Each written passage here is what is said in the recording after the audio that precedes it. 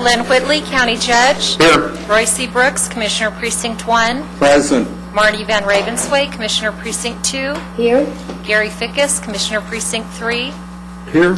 J.D. Johnson, Commissioner Precinct 4. Here. Constitutes a quorum. Thank you. Our invocation this morning will be delivered by Captain Andrew Miller from the Salvation Army in Fort Worth. Captain Miller, we appreciate you coming out today. After the invocation, please remain standing for our pledges. I'm actually at the Salvation Army in Arlington. I would just clear that up. But Yes, I'm sure you need to do that because your mayor over there gets a little He does. touchy when you don't mention Arlington when you can. So. You make sure to tell him that I did that. That'd be good. I appreciate it. Thank you, Judge. Yeah. Pray with me. Father, we thank you indeed for this day that you've brought us. We know that every good and perfect gift comes from above, coming from the Father of heavenly lights, who does not change like the shifting shadows. And when our world is in such a state of change, we know that we need to depend upon you and the foundation you provide for love and peace and joy and all of life. And I pray for the proceedings of this day that will come out of this room. I pray that you would bless them, the conversation, the minutes, the outcomes, the people's lives who will be impacted by each decisions made. We pray for wisdom for each commissioner. We pray that you would lead them in the ways that you would want. And as we go forward from here, we know that, Lord, you are working in this world, that you have a plan, you have a movement, and we ask that we would just have the privilege of joining you in that work. We say all these things today knowing that you're with us and that you're always with us. And as a Christian today, I pray in the name of the Father, Son, and Holy Spirit. Amen. Thank you. I pledge allegiance to the flag of the United States of America and to the republic for which it stands, one nation, under God, indivisible, with liberty and justice for all. Honor the Texas flag. I pledge allegiance to thee, Texas, one state under God, one and indivisible. Thank you, Ray. Thanks again, Captain Miller. We need that.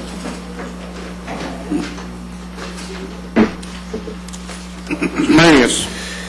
Thank you, Your Honor. Members of the Court, we have several announcements today as relates to the agenda. The first is under the Administrator section.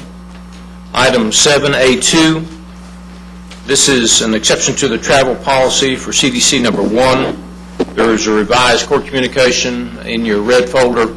I believe we've already changed it on the electronic file. It was just a correction on the date of the event itself.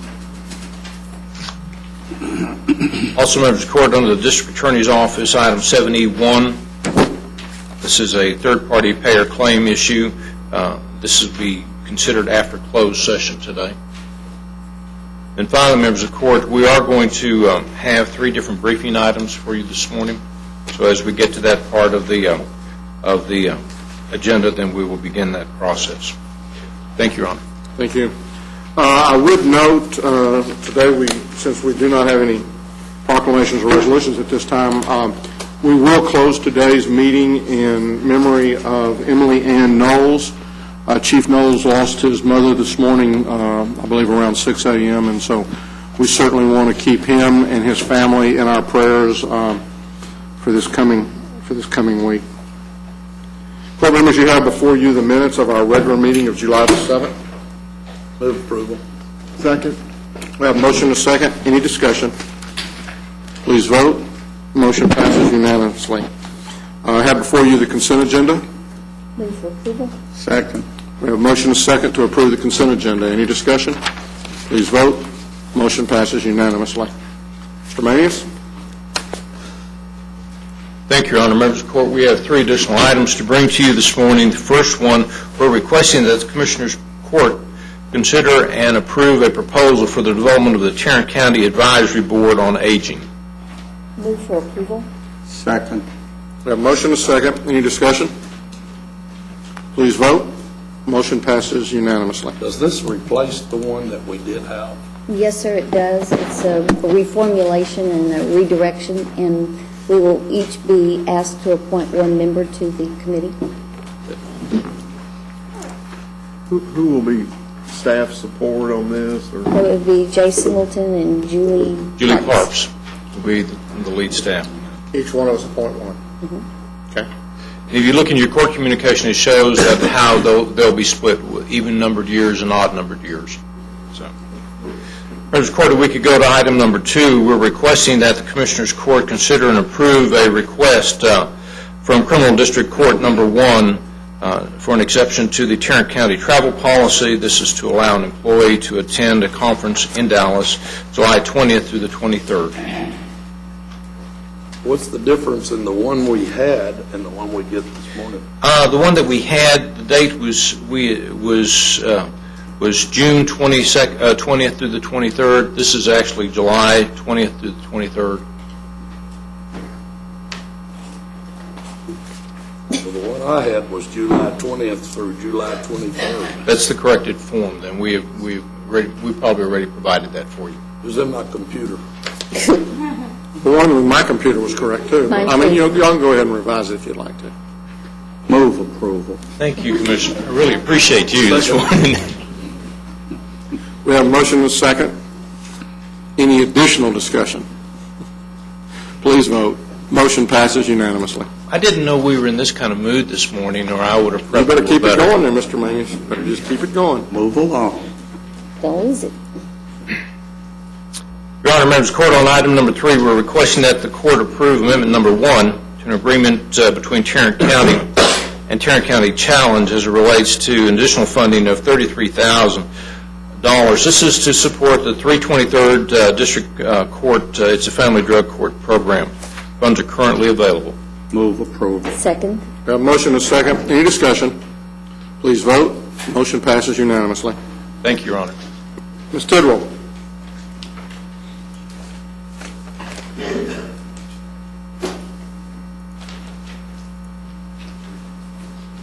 This morning, we're asking that the Commissioners Court receive and file the auditor's report over controls over the Tax 2004 database. The Tax 2004 database is basically the application that contains all of the property tax accounts. It's the accounts receivable, it's the system that actually processes the various refunds, and it also includes the vehicle inventory taxes. A couple things I wanted to point out for the Court to understand. This is not an audit of the transactions that went through there. This is an audit of the actual security and or access and controls surrounding the system. The county collects, last year in 2008, the tax office processed approximately 4.7 million ad valorem tax payments, or somewhere close to $2.6 billion. So, again, there's a lot of money that goes through the tax office. This is just the ad valorem, not the motor vehicle side. Of the $2.6 billion, there's only $309 million that comes to Tarrant County. The rest of it goes to all of the other entities that we collect for, but we would be liable and are liable for the funds for the other entities. Of the 48,000 refunds that were processed, we paid out close to $46 million. So again, the numbers are really large. The controls, we'd like to see the controls improved. There's no, again, this is not an audit of transactions. There's no fraud. There's no misappropriations associated with what we're talking about here. What we're talking about, though, is a needle in a haystack, because there's no way that anyone can look at these transactions and know that there's not some irregularities, just for the very fact that there's so many of them. A 1% error rate would be huge. The tax office works really hard. They've been very responsive to our recommendations. They're working with the provider of the software package, Spindle Media. But I do think that it's important that the court and everyone understand that there are some issues. There are some segregation of duty issues. The tax office is mindful of that. They have some areas where they feel they need operationally to be able to move people around and have people have different functions. But again, at this point in time, there's just a lot of things that take place, and the auditor's office is statutorily required to look at overpayments, and we review all overpayments over $500. There was approximately about 7,000 of those that we reviewed, and then there's another, say, 7,000 that we didn't review. These are people who paid more than they owed. Yes. They're basically your insurance, or your mortgage company paid, you paid, your family member paid, you paid the wrong amount, you clicked the button twice. There's a lot of overpayments. There's also recalculations where there's simply a change in the assessed values or other factors that we're not required to look at statutorily, but we do review those in excess of $5,000. And then there's all the agreed judgments that come out of the courts that are usually pretty large and are quite complicated, and we review those in the auditor's office. The tax department has process and procedures in place where various people look and review and process these, but we did note in here that there's some areas where individuals do have access to be able to enter, basically approve, and it would be difficult to find that. It would be difficult to find the needle in the haystack. And we just want to start making sure that everyone is educated and understands that there is a risk associated with collecting for all those other entities. Because of the $2.6 billion, only $309 million of that belongs to us. But we are responsible for the other dollars. And so there's a huge risk along with that fiduciary responsibility, and we need to just make sure that we do everything we can to mitigate it. And certainly the tax office has been very responsive to our suggestions and will continue, I'm sure, to look at ways to improve the system. The system was written a long time ago. The system was written to be compliant with the Y2K issue. The auditor's office was not included, so there was not really ever a focus on controls at that time, and we just like to see that as we rewrite or make changes to the system and as money and time allows, that we work on enhancing those controls. Have you met extensively with the tax department to talk about your recommendations or your suggestions? And there is a plan in place now for doing that? They're working with us, yes. There's some things, obviously, that the system would have to be Right. corrected. On the other hand, if there's three folks that can both pay and unpay a transaction, for example, then you hopefully can have some additional management oversight review over those people's transactions. And that's a possibility even with the existing system? Yes. Okay.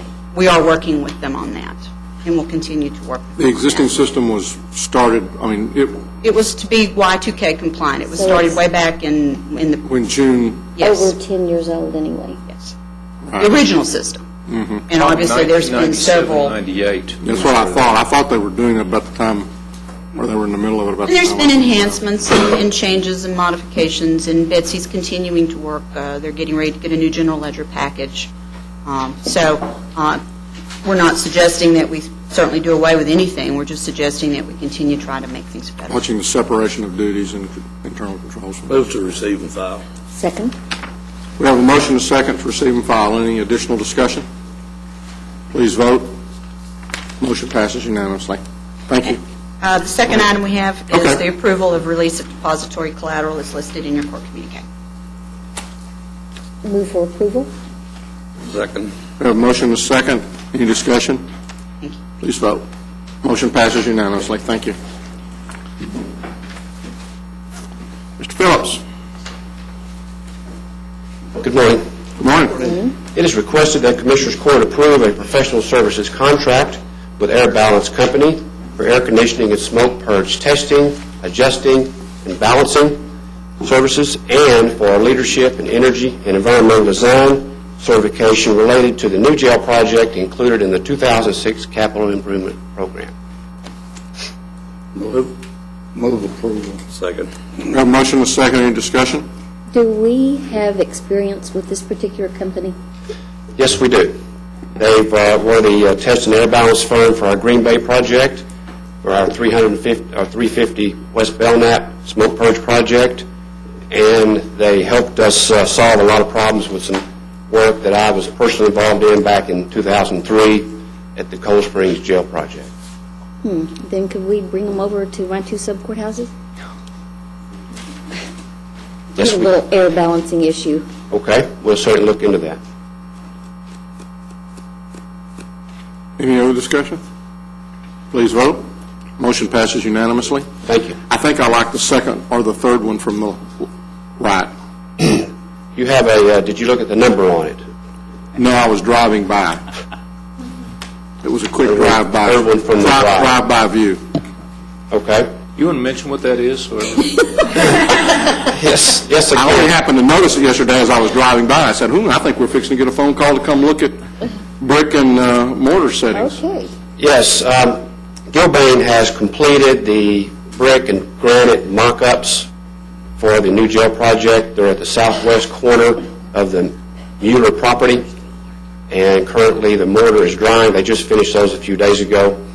Certainly more than welcome to go by and look at that. I think this morning they have installed the numbering system on the mock-ups themselves, so I can get a feel for exactly which number. Are you going to that put you're a telling big me. number right in the middle so as we're driving by, we can just...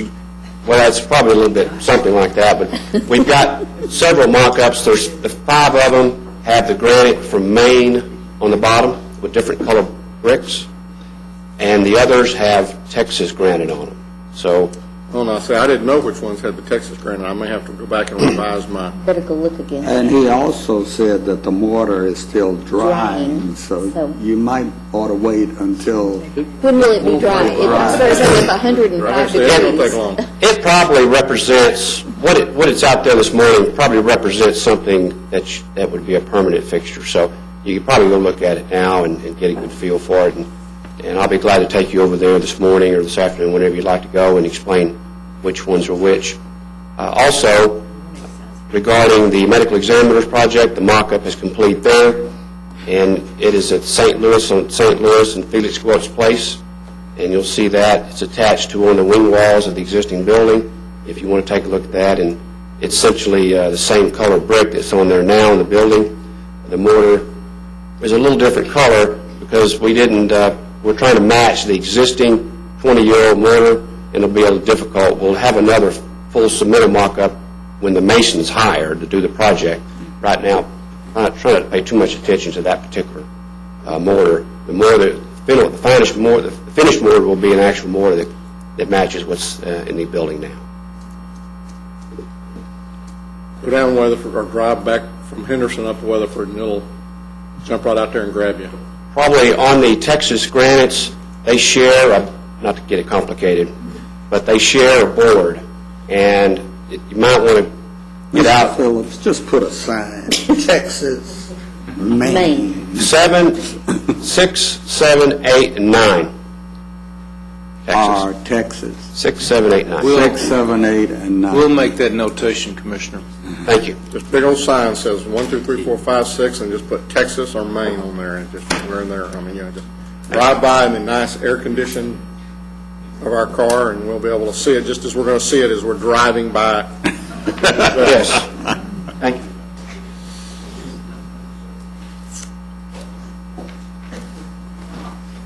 Did we vote? Yes. Okay. I move to receive and file personnel agenda. Second? We have a motion and a second to receive and file personnel agenda. Any discussion? Please vote. Motion passes unanimously. Good morning, Ms. Glenn. Come on down, Mr. Beecham. Move to receive and file Jack Beecham. I saw you, and were y'all making fun of our mock-ups back there? Our choice was not what yours was, but it's close. You can't have Arkansas color. You wanted Arkansas granite.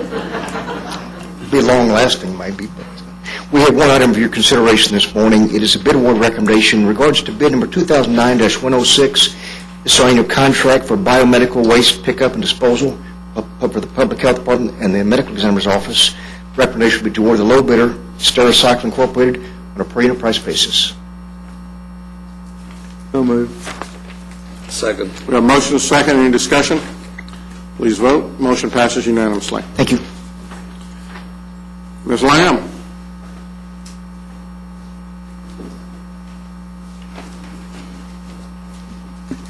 Thank you. I'm here this morning to request that Commissioners Court approve an interlocal agreement with the City of Fort Worth for the construction of a left-turn lane along Campus Drive at Joe B. Rushing, and also includes the relocation of 2 streetlights currently on Campus Drive. Move approval. Second. We have a motion and a second. Any discussion? This is the new entrance into the resource connection. Any other discussion? Yes, sir. Not on this item, but I want to ask a question before she Please leaves. vote. Motion passes unanimously. Renee, I know you and I have talked about it. We've got a lot of emails, and I think probably Commissioner Fickus has also. But the entrance into Hicks Field off of 287. Yes, sir. My understanding, the state is planning on putting barriers down through there so that no turns can be made. Yes, sir, I confirmed that with them. Very dangerous intersection. However, a lot, bukus of truck traffic come in and out of there. They come out and they can only go to the north, and there's no place to turn around except up around Rome or somewhere. So Good. we need to see if we can't work out something with the state to get some turn lanes and maybe a light in there, and we may have to do something jointly with Fort Worth and the state to get it done. That is in the city of Fort Worth.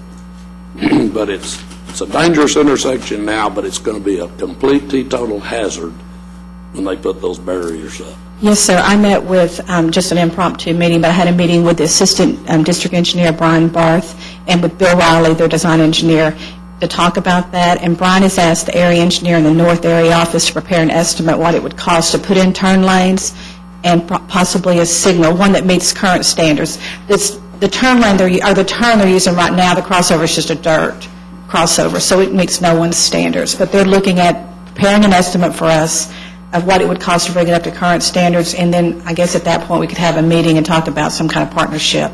I haven't discussed this with the City of Fort Worth yet, just with TxDOT. Thank you. Well, I hope we can get something done meeting-wise before they put the barriers up. 'Cause that would be I've asked for the same thing, but disaster. I'll let you know as soon as I hear back from them. The intersection is in my precinct, but it's his constituents and his businesses that are coming and going, and it is going to be a disaster out there. Yes. Thank you. Appointments? For bringing it up. Okay, you have before you the claims, including the addendum. Move approval of the claims, including the addendum. Second. We have a motion and a second to approve the claims, including the addendum. Any discussion? Please vote. Motion passes unanimously. Mr. Manius, briefing items. Thank you, Your Honor. We have 3 items that we'd like to bring to the court this morning. The first one concerns an update to the Trinity River campus of TCC. Dr. Tahita Fulkerson is here to address the court. We had asked Dr. Fulkerson to come and talk with the court because we're going to have some of her students coming to campus in August, so everyone needs to be aware of that. And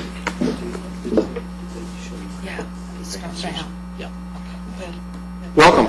Thank you very much, Judge Whitley and Commissioners. I'm really honored to be here. I'm very excited to share with you some information about the downtown campus. TCC bought this iconic architectural wonder 13 months ago, and we are planning to... You're talking about the Radio Shack facility, not Yes. the Bing Tom No, the radio show, the one that's in the picture. Yeah. And we are planning to have about 3,000 students there on August the 24th when we open for classes. The second slide shows what most of you see regularly, the configuration of the complex. The East Fork is the building that we are renovating. It is a 7-story building that is being converted into classrooms. The Trinity building is the long boat-like thing in the middle. The green tops are the ones that we have right now. The other 2 buildings are still inhabited by Radio Shack. Trinity, as you know, is a conference center, and we have converted the basement floor a bit for all of our student services, our advising, testing, and so forth. And it's a beautiful place. It doesn't at all look like a basement. And we are very excited about it. Then the dark green piece that's at the on the Belknap Road is what we've been calling the Elbow. It was a piece of real estate that had been occupied by Circle R Media, and we needed to have science labs and mathematics classrooms. And so that area is being converted right now into science labs, and we are really excited about that. Now, which part is that? Is that that part right up there? The odd-shaped green, yes, Okay. right by the parking garage. Okay. And that will be where our science labs are and our math programs. It's an amazing space, 929,000 square feet of usable space. It is equipped with technology and infrastructure that you would expect of a corporate campus. It is accessible by bus. My administrators and I have been riding the bus lines, and we see that students throughout the immediate area do have access via bus, and we're really proud of that. In East Fork, the building that I pointed out, we have 51 learning labs and classrooms, plus 32 independent study areas. We have a fitness center. We have a riverfront cafe, which will accommodate 200 or more, and we have very often people from the courts coming down for lunch. Now that we've opened the building, we serve a pretty mean lunch, so you'll have to come join us there. And we do have covered parking for our students and our staff, so we're very excited about that. The 929,000, is that all the buildings, including the ones That's that are all- still retained yes, by sir. Radio Shack? Yes, that's the entire complex. Now, I noticed that there was another footprint where you had another building. That's certainly not included in the 929. No, it is not, but Okay. but it's possible. There's space there for us to put another wing in. And we are very proud to say that we are opening as a completely smoke-free, tobacco-free facility. The district, I had told the board that I wanted to open, if we're going to open a new campus, let's do it the right way. And we are emphasizing wellness, and so they agreed, and now our whole district is tobacco-free. We're very proud of that. I'm not used to pushing buttons, so forgive me. One thing that the college has always prided itself on is being located in areas where it can serve the most students. Access is really important. You can see that the Trinity River campus is right in the middle of the county, and we think that is a really fantastic location for us, because in the service area that is a 5-mile radius of our building and of yours, the demographics cry out for higher education. Look at the second number in each of these groups. Starting in the blue at 1 o'clock, 45% of the people who live in that quadrant have no high school diploma. In the next, 27% have no high school diploma. On around 37%, no high school diploma. And the top, 63%. No high school diploma. So we have work to do if we're going to have a workforce in the county. We have to open our doors and bring in as many students as we can. We are working as hard as we can to hire people who are very student-centered, people who understand how to teach those people who are not successful in high school for whatever reasons, and the non-traditional students who need to come. So is a lot of your emphasis going to be on GED, and then... We will have GED, we will have ESOL, and we're going to have a full range of developmental courses to get students ready for transfer.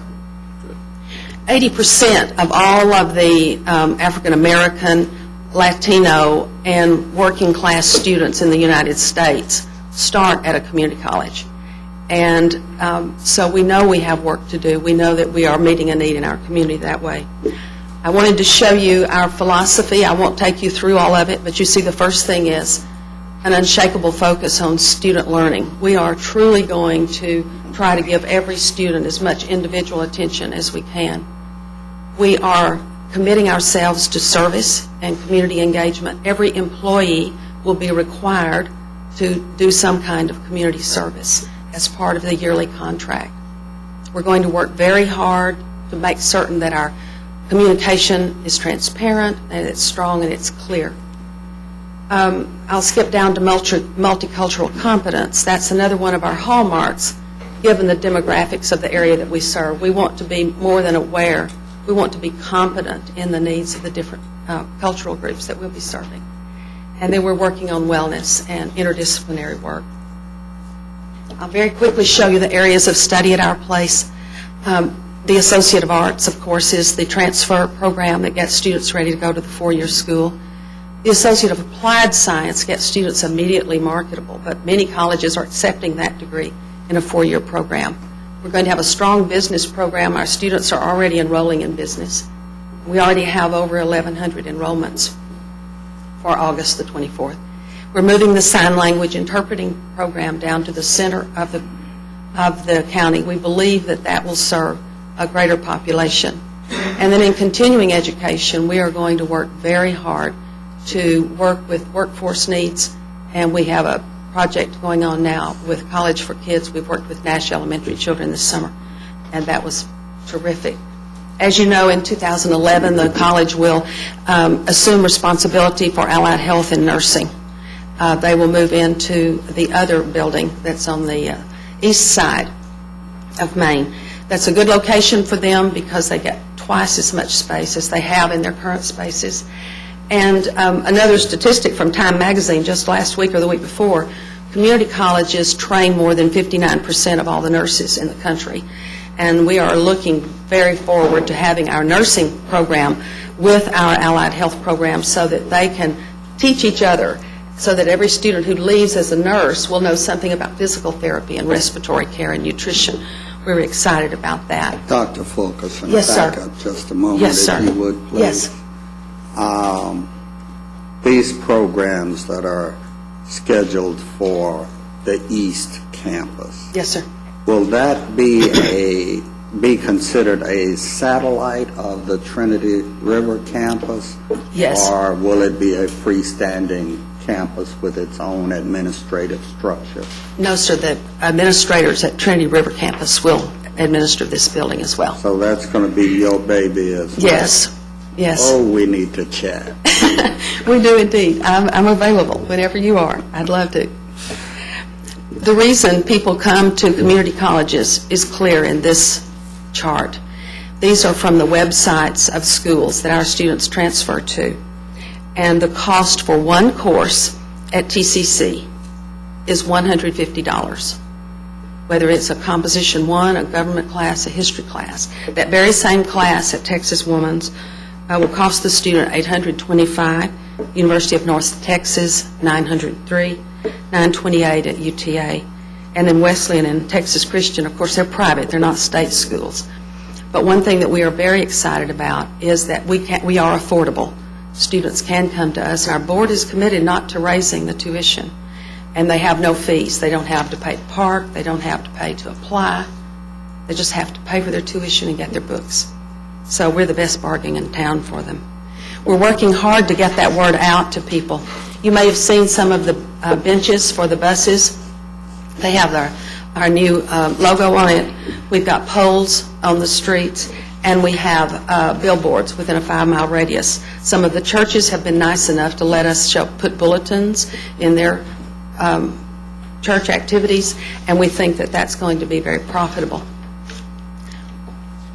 I'm going to go a little faster because I think I've gone past my time. April the 14th, we did have a flag raising, and it was official and wonderful, but we have not had our official dedication. That will be in October. We are going to have some ribbon cuttings so that the students, when they come on the 24th, will have an opportunity to cut a ribbon for a new school.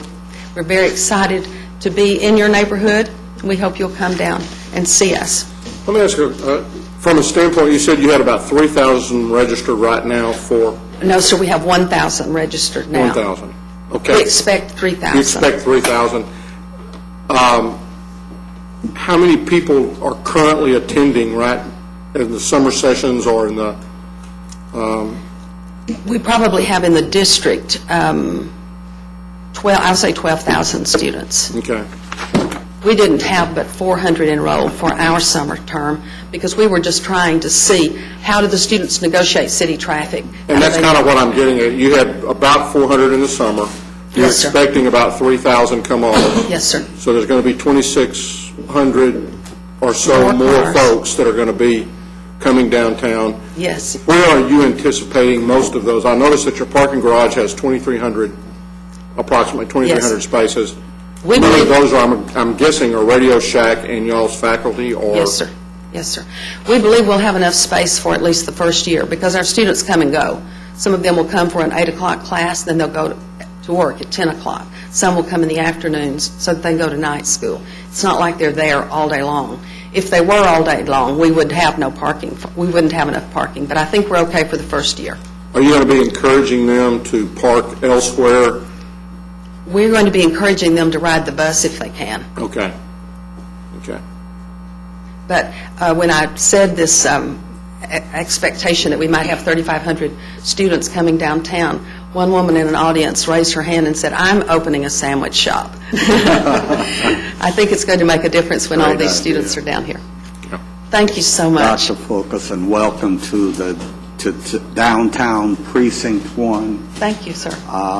We're excited about the Trinity River campus Thank and you. its outreach to Central City, Fort Worth, both the north side and the south and west sides. We think that there is a great unfilled need there, that we're excited about TCC stepping up to the plate and filling. I would like to see TCC serve as not only a place where multicultural competence is practiced, but a place that tries to bridge some of the multicultural divides, a laboratory in which different cultures can learn how to live together, work together, learn together, and thereby improve our community together. Timing in life is everything. I is wish indeed. y'all had bought this facility before you Yes. defaced our landscape downtown, but My apologies for defacing the landscape. It is have what those it same, is. Yes, we have those same goals. And we think the fact that many of our students will be encouraged to do service learning in the community will address the multicultural differences. If the students are out in the community, they're going to see and learn things more than they will see and learn in the classroom. So And we're I would working on that. also like to see you explore, when you get to that service learning component, explore a partnership with Tarrant County. There are many opportunities to volunteer and serve the community through Tarrant County's volunteer office. I know exactly where it is, and we will do that. Thank you, sir. Appreciate your And I comments. too I'm very excited about, I think as we talked about earlier, the GED part of this. Yes, sir. I think the more that can be publicized, I think you'll have tremendous feedback and folks who want to come down, who just, for whatever reason, could not make it in the high school Right. environment and the discipline there. I remember when I was on the school board, our Keys School, which was kind of let them learn at their own pace, Yes, sir. really was a very successful program, and I think it's one, especially now that folks, most of these folks are working, and so their time is a little bit more Yes. difficult for them to work into the schedule, but I think that's something that is the first step, I think, toward getting them into the community college and getting them in that regard. Well, we're scheduling ESOL classes for mornings, afternoons, and evenings and weekends. And we have one beautiful space dedicated to that. So you'll hear more about that. Good. Thank you very much. Thank you. Appreciate you coming out. You're welcome. Yeah, they're going to have a beautiful view of Precinct 4 from up here on the hill.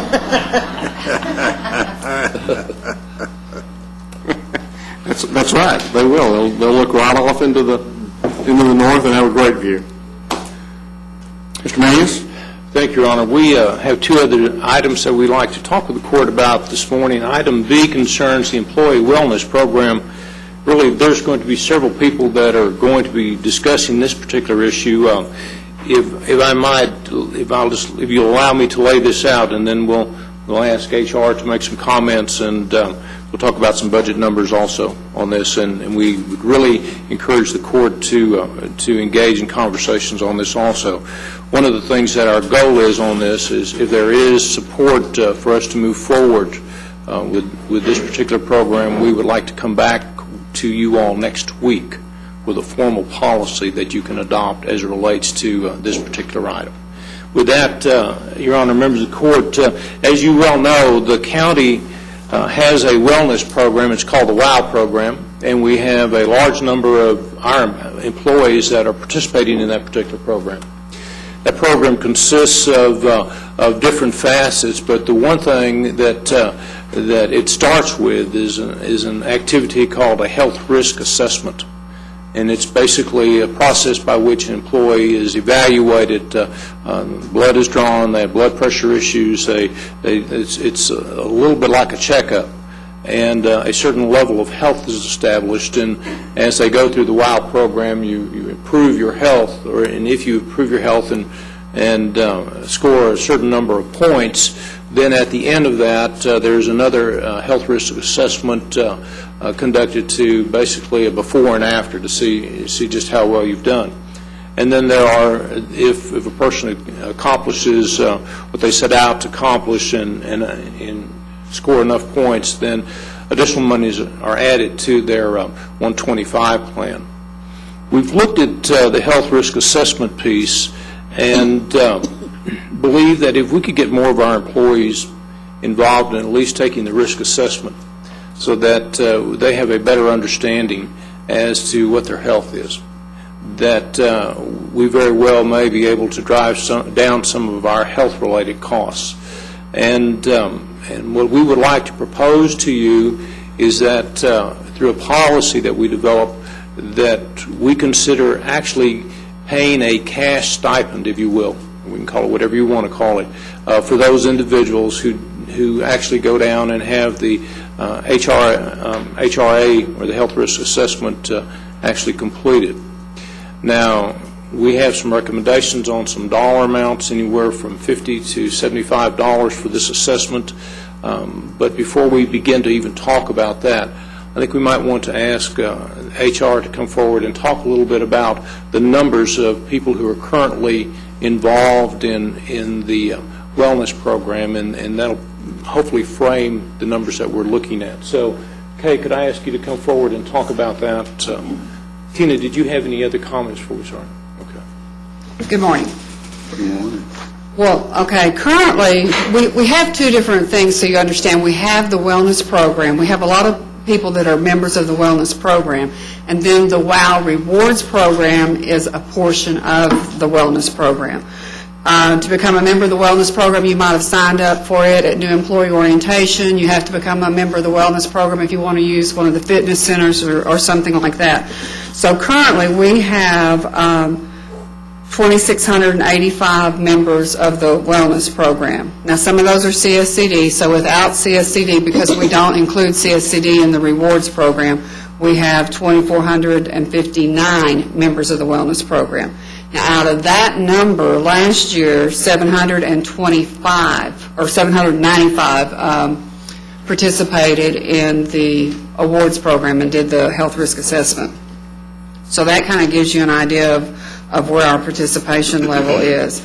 And out of that, last year was the first year that we did a post-assessment. We have to do a pre and a post-assessment.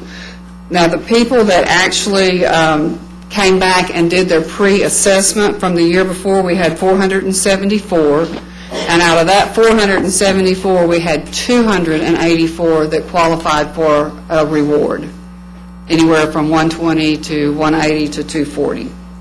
So that kind of gives you an idea of our participation. So the people, what you're saying, and those that actually went far enough to do the health risk assessment, almost 800 people, correct, about 200 or 250, 275 actually completed the wellness program itself. About 475 completed, but only 284 earned points. Okay. So that means they did a pre and a post as far as completing.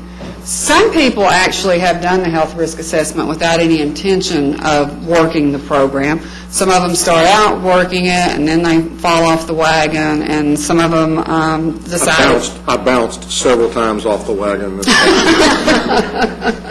Yes. So, you have the intention, but you don't always complete, which is one of the reasons we did 3 different levels. So we do have a lower level that looks... setting small goals. For some people that have never done anything like this before, they can set that lower level to earn those lower amount of points. Then once they've accomplished that, they think, well, maybe I can move on and move on and move on. Like we've had people that have done like a 5K, for an example, that have never even considered doing something like that before. The thought of walking 3.1 miles was like, and just seemed impossible to them. People don't really do this, right? But we've had a lot of people that have done that and are very proud of themselves. We actually had one woman that had never jogged before that started doing the wellness program, 57-year-old woman, started jogging, went and did Joe's Run in March, and got first place in her age group. She was extremely proud of herself. So that was a big accomplishment for her. Do you have statistical data, projections on what small percentages in the health of an individual would mean to our insurance costs, health care costs, for instance?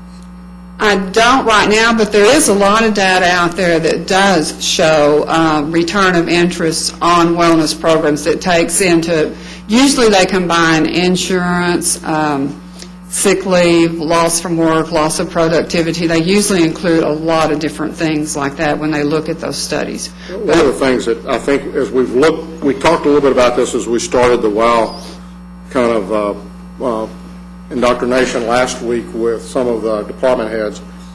And I think you can read an awful lot about wellness right now, and a lot of the bigger companies are talking about the return on the dollar.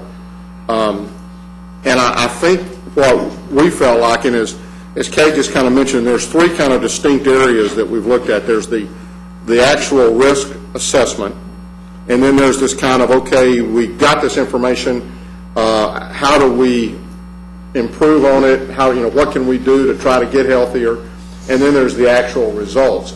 And when you look at wellness programs, they're really kind of divided into two. There's one that's called a standards-based program, which basically says we're shooting for these targets. If you hit this target, then you're going to get rewarded. And so if you're healthy and you hit that target, you get rewarded, and you may not have to do anything. But then there are others that may have to work toward getting there. The performance is what we've kind of got right now, and it's a point. You go to a meeting, you get a point. You walk 5Ks, you get a point. And that, I think, is a little bit more cumbersome from a standpoint of, as I said, people will go to the assessment part of it, but they may not be able to get to the rest of it, and so they just kind of forget about it and don't worry about it. This assessment part is what I felt like if we could begin to focus on that as a county, then through that assessment, at a minimum, we might identify some folks who have some very specific problems, some of which they may be totally unaware of: high blood pressure, high cholesterol, diabetes. Some of those things. I have a good success story on that. Yeah, which I think we've had in the past with just a limited number. And so if we can encourage folks to do nothing but to take the assessment, then I think that is a start. One of the things that PEBC is looking at, I think somewhere into the 2011 calendar year, would be a standards-based wellness program. And that might end up replacing our WOW program, which is kind of a performance-based program right now. But still, if they don't do anything but get the assessment, then I think we make headway. We currently have enough funds within our forfeiture account to be able to, if you took basically the most aggressive form and assume that everybody, I think we've got around 4,000 employees. Is that about right? That's not including CSCD. Is that correct? But that includes part-time and stuff. Does not include CSCD. Okay. So if everybody did this, we got 200,000 plus we've got now. If we do a $50, then it's actually going to end up costing the county about 60 by the time you add in retirement and our FICA payroll taxes. But still, you're looking at that plus the additional cost with the vendor for doing this many extra tests. Our forfeiture funds can take care of that with just what we've got in reserve right now for at least a couple of years. And I'm not saying that, I'm not proposing, and I hope we wouldn't look at this being just something we're going to say we're going to do forever, but I think it's a start to look at it and to see if, as most of these other companies are saying that we can see some benefits in our claim costs for our health insurance. Now, Kay, you mentioned you had a couple of examples of where we've already benefited from that. Well, and one I was going to say, just from the HRA, we had an employee last year, and this was a person that is an exempt employee and an above-average salary. So he had time and he had means to go do a physical, but for whatever reason, he doesn't normally do those. But he did decide to come do the HRA.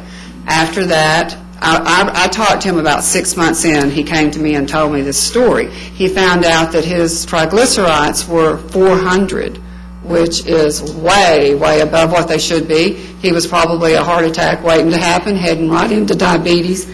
Excuse me. And so he went to see his doctor after he identified this. Doctor started him on maintenance medication. He started working the WOW program, changing his diet, doing the exercise, earning the points. And at about 6 months in, he had lost about 25 pounds, and his triglycerides were down to almost normal. So that's someone that we averted huge costs. Besides, he could have been a death, but certainly a bypass surgery or something like that we might have had costs for. So, and from our people that returned, we did have improvements in 11 categories, with major improvement in 4 for that what was it, 475 that did do the pre and the post, because we can present aggregate information on our people that complete. Kind of what we've talked about with HR and with administration, and then also with budget. Again, it'd be coming out of the forfeiture fund, so we're not talking about general revenue. We would be talking about a $50 cash payment, and in order to qualify for that, you would have to fill out the survey. You would have to make an appointment to have your health risk assessment done. You would have to complete that and get it done.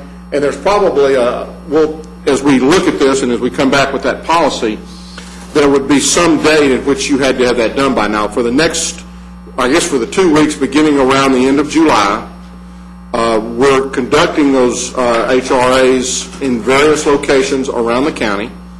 I think that instead of saying, well, we need to broaden that, what we need to say to everybody is, let's encourage everyone to make an appointment and see where the appointments begin to bulge out, and whether or not we're going to have a tremendous,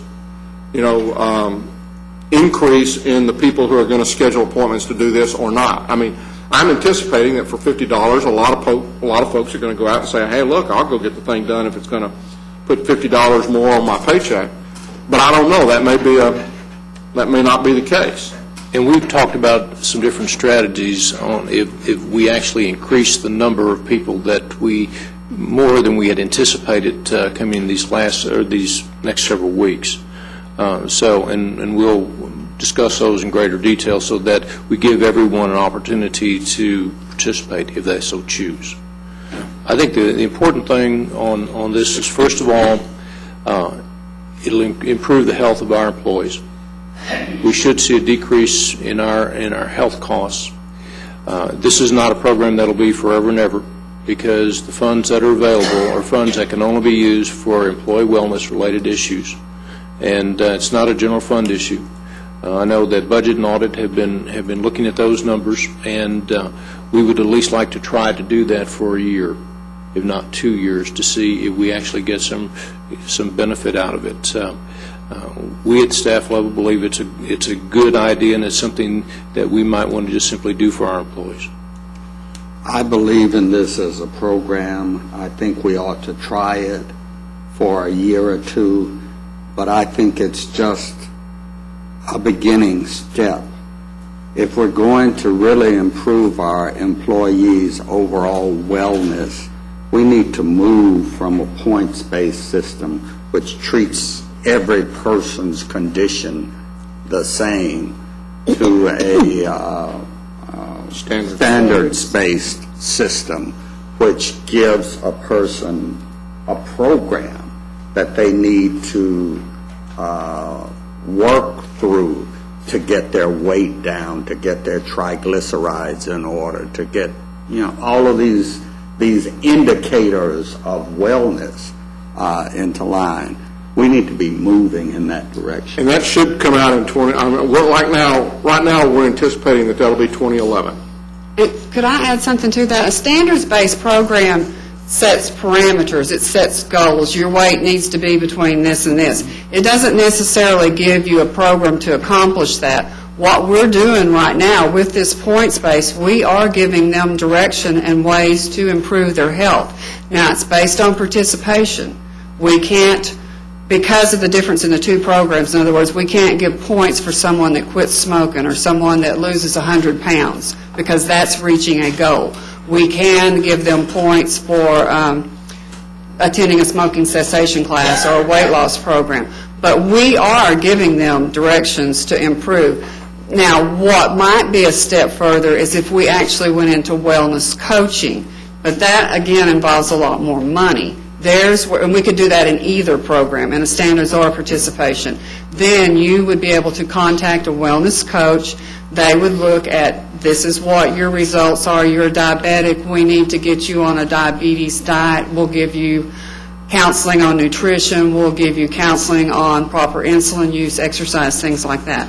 So I just wanted to make sure you understand, just because we have a standards-based program, I don't think they're going to design things that are necessarily going to improve that. They're going to just show them where they need to be. Maybe we need standards plus. Yeah, we may look at that, I think. We've got some time on that.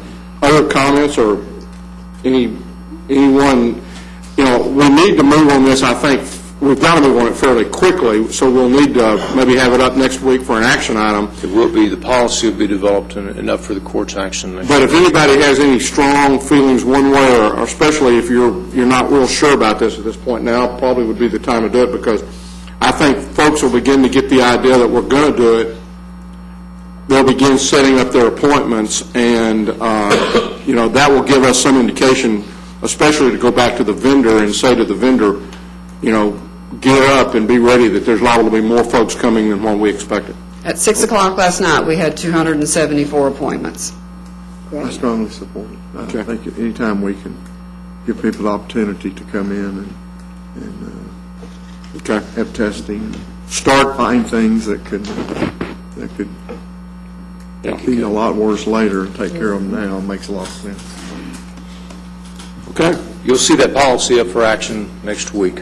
And I'd begin, for you department heads and folks in the room, I'd begin getting the word out to your employees to look at that, and the fact that it's coming, and go ahead and make the appointments, because the quicker we can get an idea of where our bottlenecks may be, the quicker we'll be able to maybe fix and alleviate some of those. Mr. Manius. Thank you, Your Honor. If we could now go to item C. This concerns the 2010 budget-related issues. Just a little preview of what we're going to be talking about today, and then next week. We had already made some presentations to you concerning what we thought were some of the areas of concern that we had in the 2010 budget issue. The departments now have submitted their budget requests. Later on this month, we're going to get the evaluations on the ad valorem tax base. What we'd like to do today is to talk to you a little bit about the non-tax revenues, those revenues that we get that are not associated with the ad valorem tax. And we have been working with audit, with budget, with the tax assessor collector to try to fine-tune these numbers as best we can. Of course, they're always moving numbers. What we're also going to do today, after court, electronically, we will send you Debbie, what would you say? The department's original. Yeah, the department's original requests, budget requests, and we have a paper copy for those that prefer paper copy. And next week, we will be talking, at least going over there to show you what the budget department has initially been presented. That is not the budget department's recommendations. That is simply what has been presented to that department for review. Then, after we do that, we'll talk about some of the bigger issues that we see as far as relates to increased costs, and then we will take all that information, get the information we get from the AV that should get some time next week, and begin crafting a budget for your review, and we'll start budget hearings on the 10th of August. So this is a revenue issue. The auditor's office is responsible by statute to project revenues. We do have some handouts for you. Mr. Bertel is going to make that presentation. Now, one thing, next week, in addition to looking at, you're going to have already given us those requests, but we're going to focus mostly next week on the non-departmental, which are where some of our bigger. Sure. That's what that's where we'll talk a little bit about the, like the insurance and different things along that lines. Some of those things which kind of cross all department lines and go into that. Now, we initially asked department heads to submit zero increase budgets, basically. No new programs, no new employees, no reclasses. How closely did the compliance come to that? Overall, it was very close. Good. There are actually 5 positions above the positions for the new Corps that were included in department's budget request. Did you include any of those in what you gave us? That information is in there because No, you're I getting there. meant in your recommendations. Oh, the 5? Well, now, again, but again here, Above. okay, but I want to be sure I understand. What you're going to give us electronically today or paper today are the requests, not your recommendations. Correct.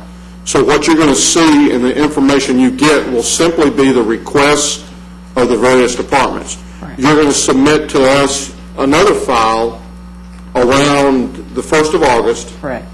which will take and drop in your recommendations, and you'll still have those same request files, but you'll have dropped in at that time what your recommendations are with regards to each one of those. That's correct. So we should all have at least 10 to 11 days before we start our budget hearings where we have requests and recommendations, and we'll have probably 2 to 3 weeks where we'll have the requests, but we won't have your recommendations at that point in time. And I just want to emphasize this. We do go through a phase after we meet with all the departments that we call perfections and corrections, because we identify a lot of issues as we're meeting with departments. We include those perfections and corrections as part of their original request. We maintain the original, but what's you see are that phase that includes the perfections and corrections. Many departments walk in, say, we've got some new information. And this was also a legislative year. We have to be very super conscientious of things that happen during the legislature because they're actually submitting prior to the legislature closing. Okay, so let me ask a question with regards to that. Let's say, for example, that I had submitted something in March, but then for whatever reasons, corrections or whatever legislative things, it needed to change by June. Are you making changes then? And is that what I'm going to get the June restated changes? We consider that part of their original request. And in order for it to be a part of their original request, if they disagree with it at all, do they have to agree 100% that whatever you've got on those June numbers that are coming to us? The information either comes from the departments directly, Okay. or it's identified as we're meeting with them Okay. in May. Okay. So it's still, whatever we get is going to be pretty much what they wanted With adjustments. with some adjustments. No surprises. But but not really just you deciding that, no, I don't think this is what we need. Okay. Okay. Thank you. Mr. Bertel. All right, thank you very much. Beginning the presentation, we stepped back and the primary operating funds that are affected by the tax base that we deal with in the budgetary process are 3. We have the debt service fund, the general fund, and the road and bridge fund. And so what we did is we went back and took a look at them as a single unit to just determine how we will be expecting to come out this year and next year as a total unit. And so what the page that you're looking at, the top page that has the yellow and the blue columns, analyzes the combination of those 3 funds. So we have budgeted revenues of $462 million. And For this 2009. year, for 2009. And this year is a very unprecedented year. In the 22 years that I've been here, this is the first time we will not make that revenue estimate. And in light of everything that's going on, missing it by $1.3 million is probably pretty doggone good. The components of what got us there is that the tax revenues for this year are going to come in approximately $1.8 million more than we budgeted at the beginning of the year. And that is predominantly a result of the values that we based the budget on at September. As the appeals process filtered through, the levy amount grew. And so over the course of the year, at 100% collection, which we reasonably expect to get this year, we will collect $1.8 million more than we budgeted for taxes. So that's a good thing.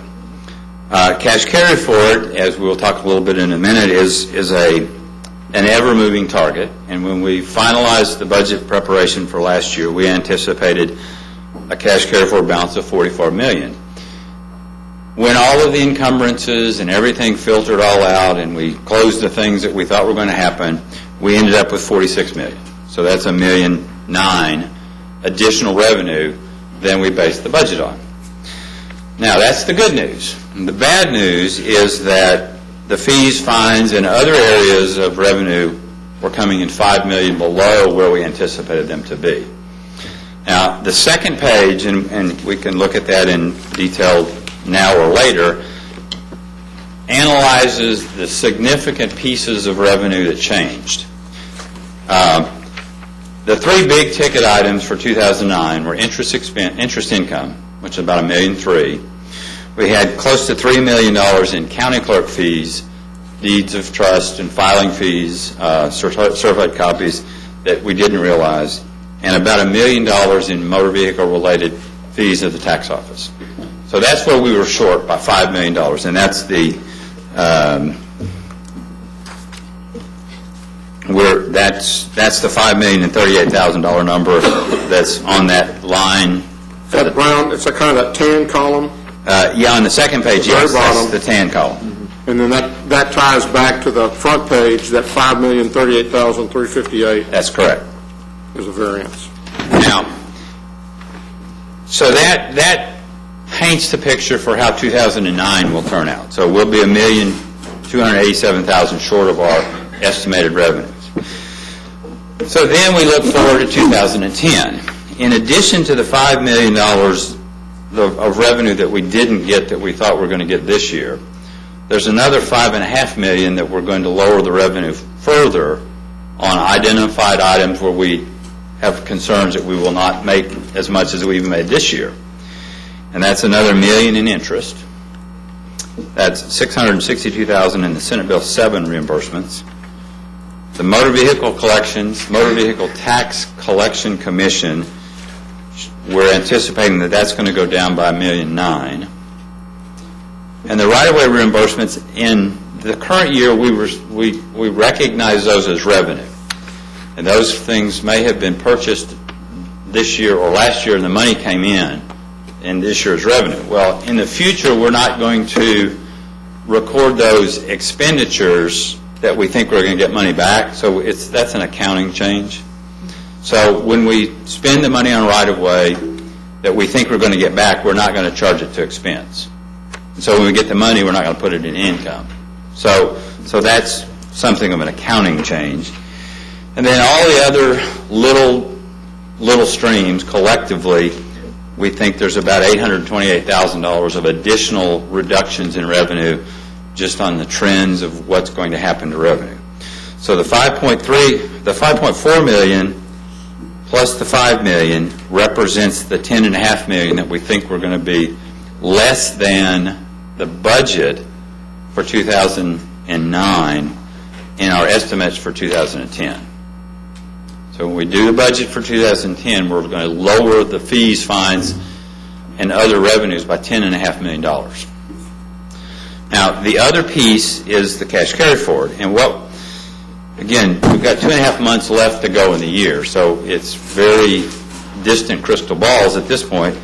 But what we're anticipating based on the way things normally happen is we think that we're going to underspend the budget by about $17.6 million in addition to the reserves that we have in the budget we don't think we're going to spend.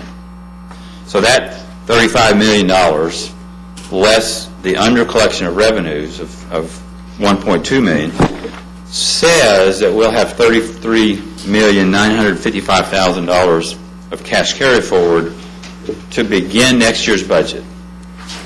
And that's $10 million less than we started this year with. So that's the big picture of where the budget is.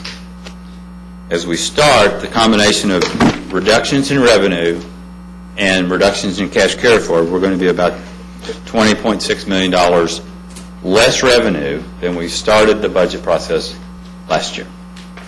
Not including taxes. Not including taxes, because as was pointed out, we don't have the rate or the rate, what to apply to the rate at this point. The values are still moving. And the second page, again, just itemizes the significant individual pieces on a line-by-line basis. And that page also describes why we made some of the decisions we did, seeking the input of the tax assessor, the county clerk. The Senate Bill 7 is based on just being cautious about their equalization program. Might be a little bit less ambitious this year with the state's revenue problems. And so that's the best guess we have at this point, based on what's happened so far and what we think is going to happen for the rest of the year based on the historical trends. And so that's the revenue presentation. If we had to certify revenue today, this is what we'd certify. That's all we're saying. Obviously, we have several more weeks to look at the numbers to see if we would change any of them. I don't anticipate that, but again, we're just giving you a future look into if we were certifying revenue, not including taxes, we'd start out our budget process for next year $20 million less with revenue than we had in 2009. I think, though, as you go to the third page, which is good news, is that, and this comes from the tax office, you'll see the tax years 5, 6, 7, and 8, and we're currently in tax year 8.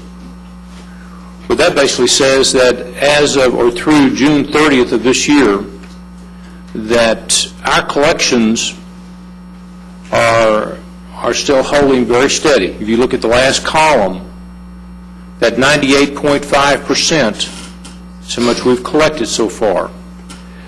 Same period last year, it was 98.43, and you can just run that trail back up, and you can see we're actually having a better collection rate at this point in time than in any of the past 3 years.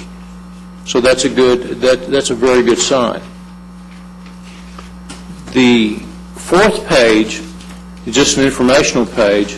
This is basically what the breakdown of appraised values have been and taxable values for different items such as commercial real estate, personal property, residential property, things such as that, and what that piece of valuation makes up, what part of the total pie that any one of those individual valuations represents. And what we're hearing from Tad is Do we not have that last page in 2009? No, we're in tax year 08. We're in tax year, it's 09, it's coming. Well, I understand that, but this last page shows July 25th of 2008. If we had this as of July 25th of 2008, why don't we have it as of July 25th, 2009? It's in process. It's in process, and they do not have to finish protests to certify the July 25th, 09 until they're supposed to finish July 21. Okay, but... And certify to us July 25th, 09. So this certified July 25th, 2008 really was something that after all appeals were through... Yes. This is the way 2008... This was not as of July the 25th. It was as of after all appeals were done, July 25th? This was as of when 95% of the value was certified. On July the 25th, the appraisal district certifies 95% of all unprotested value to the county. Okay, so on July the 25th of 2009, what was this numbers? We're not there yet. It's July. You're right. I'm sorry. I'm a little dense. I'm thinking here. We don't have any revenue projections. Every once in a while, we kind of drift back, don't we? It's coming. Thank y'all for letting me just sit up here and waller in it. That's what happens. It's coming. Whatever you want to do. I thought we were already in August. I'm just, Don't push us. We won't get I those. just kept pushing the point, didn't I? They won't get those protests finished if you jump that far forward. Okay, I'm sorry. We're going to get there if we live long enough. $20 million is what in terms of a penny on our tax rate? A penny on our tax rate is 13, 14, 13, 12, 13? That's a one file I didn't pull up. Hold on. One thing I was going to say, the sales tax collection commissions that are off substantially, everybody needs to go buy cars. We get paid for every car that gets sold, and obviously that is a significant reflection of where our car dealers are. In August, It's significantly off. That's what's dropped that collections commission. And I may be fixing to jump right off into the same muddy mess that I was in a few minutes ago, but go ahead. the 2008 tax year shows that we've got total collections, including delinquents through June 30th. That has passed, so we are at least. That's correct. That's passed, yes, okay, sir. I can ask this question with some degree of. I don't know what I'm going to ask it with. The $321 million is what we've collected through June 30th. That's on our correct. 2008. How does that relate to the auditor's projections of the 2009 predicted of 319? We're projecting the 326 number, the adjusted levy, Which is, yeah, at 100% collection. And every year we so exceed far, that. we have at least collected 100% of the adjusted levy. And there's no reason to think we won't this time. So does this 319 in any way relate to the 321? The 326 less the TIF amounts, which is about $7 million. We record the TIFs as a reduction of tax revenue in the budgeting process. So the 326 less the $7 million. The TIFs gets us there. Gives you the 319. We have to take the TIFs out. Okay, and so the current collections on that fourth page, you're saying includes the TIFs, which we then have to turn around and pay out. That's correct. So that's not really collections as it pertains to this front page. The front page is net of TIFs, the back page is not net of TIFs. That's correct, yes. Because the auditors keep the TIFs and pull them out, and we don't keep the TIFs at our end. They're just part of our total collections. Okay. Okay? So, And back to a penny of tax rate is equal to about $12.5 million. Betsy, let me just ask, I guess on the general fund, on that page 2, where they've done their predictions with regards to sales tax, are you fairly comfortable with those numbers? Yeah, we've worked pretty closely with them on those numbers, and we're fairly comfortable. As comfortable as we can be, not knowing what's going to happen in the auto industry. It's very hard to have Because we're actually predicting a little bit of an increase. We are. There are some significant incentive programs out there, and we're beginning to see a slow but steady uptick. Well, of course, the increase is because the split. Because of the split. Statutorily, those commissions have been. The split. It's an increase Right. in one fund and a Decrease decrease in another fund. Look at the road and bridge. We're not predicting No, an increase. but we're not predicting a huge shortfall on that. Million total. Well, $1.7 million, yeah. Okay, do I see, where's the road? How it's paid gets real involved at this point. Down at the Okay, so bottom. you're actually reducing road and bridge by 2.3 from the projection, not from the prior year budget, but from the projection. Yes. And you're only increasing General fund. the other fund by about $400,000. above, above projection. So you're actually saying next year you're expecting to really be down about 1.9 million? Yes. Yes. Okay. But if we kept up at the rate we were right now, we'd be down more than that, but we're beginning to pick up a little bit. We hope. Okay. And the interest income that you're projecting is at, what, about a... Well, currently we're earning 90 basis points. And into last year, we're earning over 3. So it's based on current. So you're basing it basically on 0.9? Yeah. As you can see, this is something that we, at staff level, and really look at every day, basically, and it's not an exact science at all, but it's a very good estimate that, and those are some of the numbers that we're seeing as we move forward to the budget related time. So, like I said, next week we're going to be talking about expenditures. We're going to give you that material. I think Judge Whitley said we'd be talking about non-departmental more than anything else because that's where the big changes are. And one reason we're doing this is because the court has asked, members of the court have asked that they receive the information sooner than just at the budget hearing. So what we're doing is taking you through the process, internal process that occurs in order to get to those budget hearings.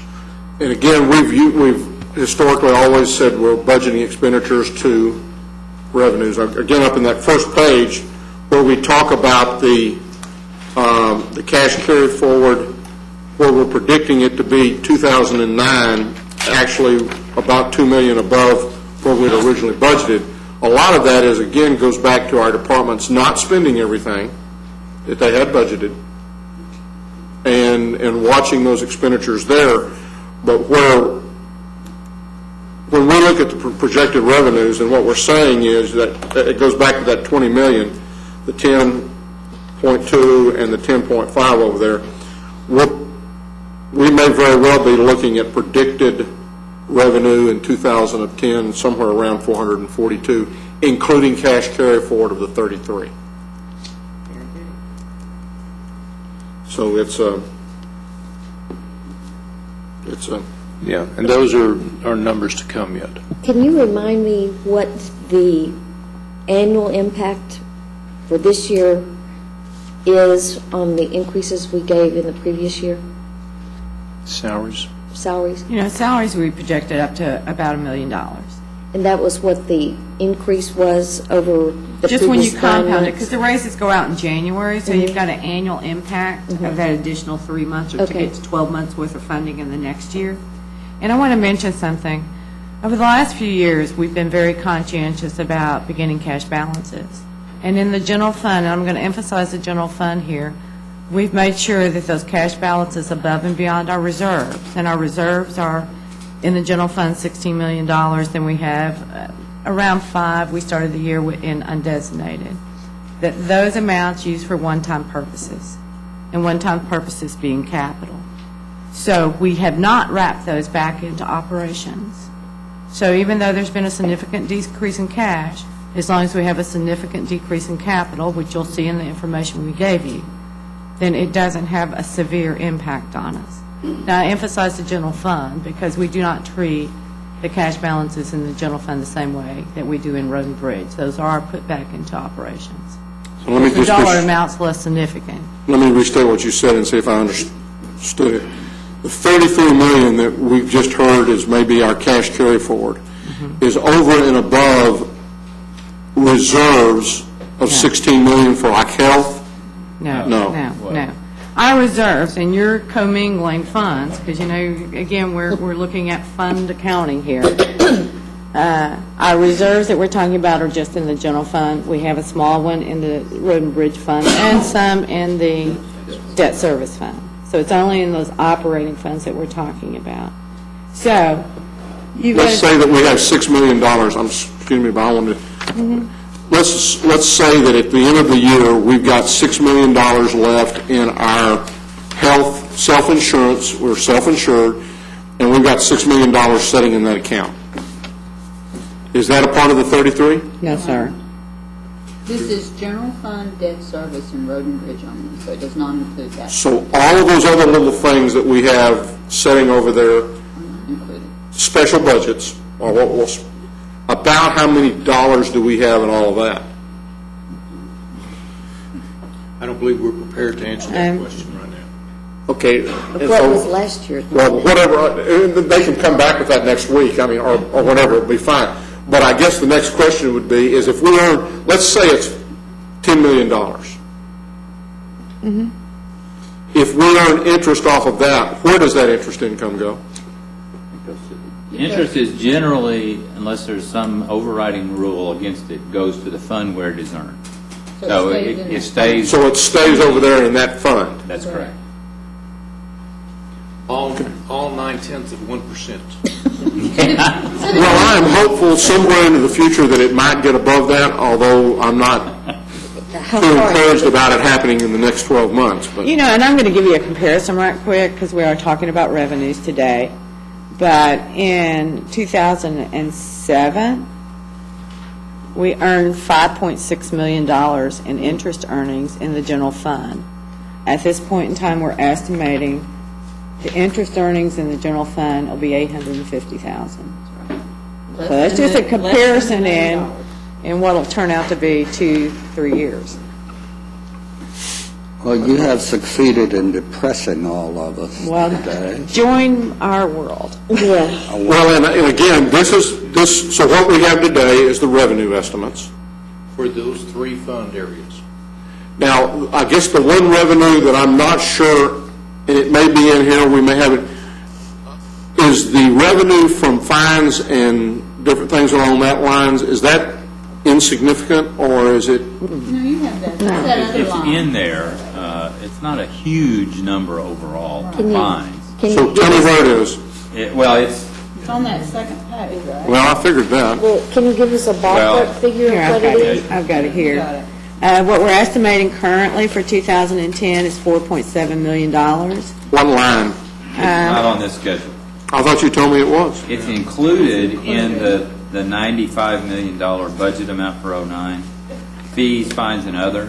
Oh. They're all lumped together, I'm sorry. And there are none of them Where's that? significantly different enough to have made the second page. Overall, right now, the estimate for 10 versus 9 is $188,654 less than 09's budget for fines. Would you So I repeat guess, that? $188,654. so I guess the question is, if most of this is fines, and since I don't think that crime has been going down significantly, now maybe the ability of these criminals to pay money on fines, fees, and that, but if fines, fees, and other is 95 was budgeted, 95 in 2009, and then we're talking about it going down to 85 in 2010, I'd like to see a little bit of detail on that. $4 million of that 95,000 is fine. You mean 95 million? 95 million. And that number, we're only predicting a $180,000 decrease on $4 million. So that's a fairly small decrease. So what's the other It's 90 million? Well, it's the motor vehicle fees that we talked about. It's the County court fees, interest income. That's the catch-all, it's not just fees, it's fees, fines, interest income, motor vehicle collections. Okay, I see what you're saying. Intergovernmental revenue. We just didn't give you all of the detail. We didn't The want 95 million does not tie to anything in that yellow column on page 2, That's correct. but it probably should have. Well, it does to some extent, doesn't it? With where it says It's off by about fees. $2 million. Yeah, and there was a $2 million, that's the MHMR transfer. When I did the first schedule, we left it out, and so it was. It's just a transfer. It was. Okay, I see, but that, really, that 93 is a comparative number to the 95 on your page 1. Right, yeah. You add $2 million to both columns, the green and the blue, and you're there. Okay. Revenue, later today, electronic expenditure requests. Next week, we're going to discuss The expenditure piece. the expenditure piece, focus non-departmental, but certainly any questions anyone would have about what they've received this week. And then end of July, 1st August, all your recommendations with regards to that, budget hearings begin on the 10th. Correct. Comment or question? And by the way, just to complicate this whole story, I have a grandchild due August 9th. Well, you need to tell that grandchild either to get, I understand how that goes, having, In Houston. in Houston. Well, What you will, Helen, I don't know where Helen is, but if you're listening to this, Helen, you may want to be on call. Debbie, what you will submit to us around August 1st is your view of a balanced budget. Correct. That's our goal. Okay. And even though you said we were injured day, it was not an injured day, and I think we still have many blessings in Tarrant County compared to other states and other areas. So while we have less money to spend than we would like, we have a whole lot of money compared to a lot of other places. Hallelujah. I too want to echo that, and I want to thank our department heads for continuing to watch that. Our capital requests, at least from what I've been able to glean, have been very minimal. And while I think we continue to look at those things that are requested, I think everybody's done a good job from that standpoint. So hopefully, is this the material? Is this kind of what y'all felt like you wanted? Anything else that any of you can think of at this point in time that you'd like to see? A balanced budget. Well, she said. You're going to see it. You may not like it, but you're going to see it. So, Hey, it's a starting point. Mr. Manius, anything else? Not at this time, Your Honor. Remind you, please, that we are closing, when we close today, it will be in memory of Chief Knowles' mother. Commissioners Court will now recess to open session and proceed to closed session to discuss items exempted under sections 551.071, 072, 074, 076, and 087 of the Texas Government Law. No, thank you.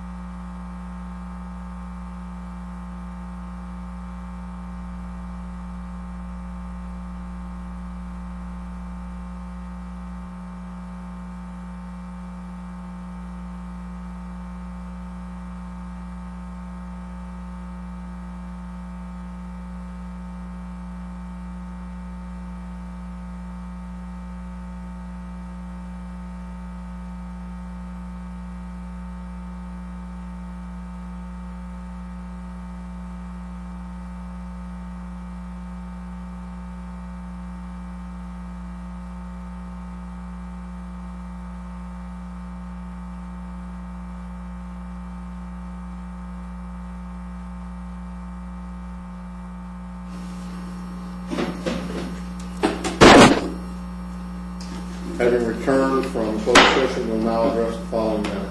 Requesting ratification of a McKesson settlement third-party payor claim that we had to file on short notice last week. Move ratification. Second? But you were against it.